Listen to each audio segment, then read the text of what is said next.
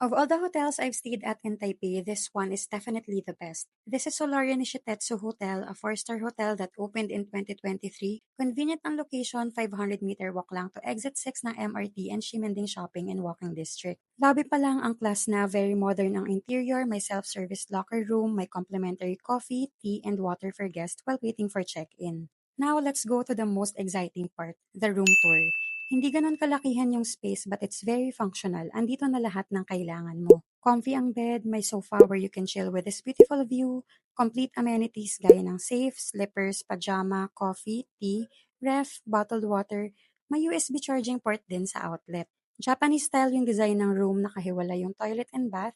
Ito yung bathroom, may shower at free shampoo and body wash, may blower din. Ito naman yung Japanese toilet. Lastly, they also have a gym and laundry area. We booked this on Klook for 6,300 pesos per night. You can use my promo code to get an extra discount.